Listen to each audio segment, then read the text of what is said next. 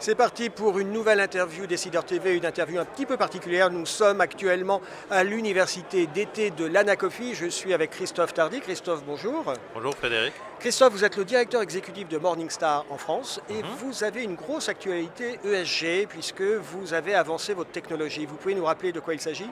Oui, alors on avait fait un partenariat avec une société qui s'appelle Sustainalytics déjà en 2017 afin de pouvoir noter les fonds, les noter donc sur leur activité ESG.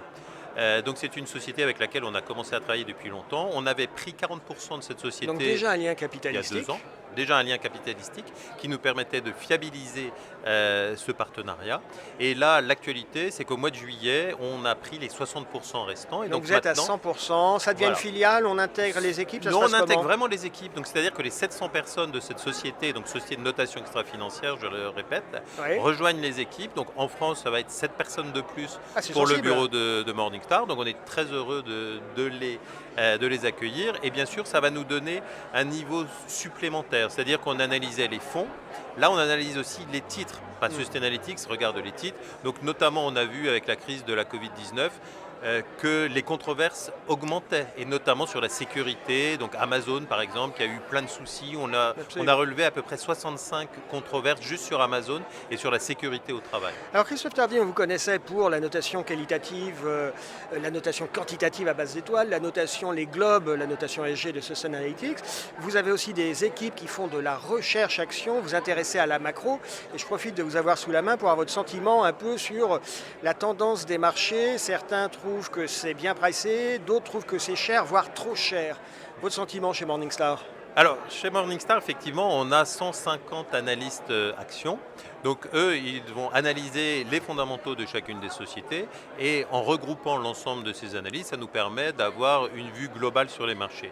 Donc, aujourd'hui, on voit que la crise de la Covid-19 a eu un retentissement extrêmement important et qui n'est pas fini sur l'économie. On est d'accord. Donc toutes les sociétés ont perdu de l'argent avec des niveaux différents suivant les secteurs. secteurs. Ou pas ? Alors, c'est cher, ça dépend. C'est cher, ça dépend, c'est ce que ça veut dire. Il y a une déconnexion, mais pas si forte que ça. C'est-à-dire que celles qui ont le plus monté sont les valeurs de la tech, par exemple. Mais ce sont les valeurs qui ont le plus profité. Par exemple, on prend Zoom. Zoom, maintenant, tout le monde l'utilise. Zoom, ils ont augmenté de 400% leur chiffre d'affaires sur le trimestre dernier. Je n'ai plus en tête les bénéfices, mais c'est aussi énorme. Mais simplement, le cours a été multiplié par 6 depuis la fin de l'année 2019. De mémoire, vous savez à combien de dollars c'est ? Alors, on est à peu près à 480-490 dollars. 480 dollars pour Zoom. Nos analystes pensent que cette société vaut 150 dollars, à peu près 140-150 dollars. 3 fois moins. 3 fois moins. Donc là, on a vraiment une survalorisation qui est importante. C'est plus que porter, ça surfe un peu sur un phénomène de mode. Un contre-exemple un contre-exemple, parce que c'est justement ce qui va nous permettre de voir qu'il y a des vraies valeurs surévaluées et puis d'autres qui peuvent rester de bonnes opportunités. Donc nos analystes pensent qu'aujourd'hui le marché est surcoté d'à peu près 6%. C'est pas énorme. C'est pas énorme, 6%. C'était une décote de moins 30% au mois de mars, au pire de la crise.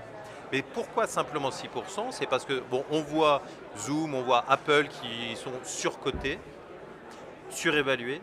En revanche, des valeurs de l'économie plus traditionnelle. La vieille économie. Total, prenons un exemple c'est français. moins glamour.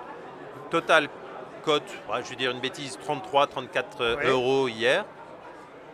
Mais nos analystes pensent que c'est une valeur qui vaut en fait 66 euros. Ah oui, une vraie décote. La moitié. Plus que jamais, il faut être sélectif. Ça sera un peu le mot de la fin. Plus que jamais, il faut être sélectif. Et plus que jamais, il faut avoir des informations. Et juste un point, pas uniquement des informations sur les fondamentaux de la société, mais aussi sur les controverses, sur toute la partie ESG. C'est important. Sans parler des fraudes, bien sûr.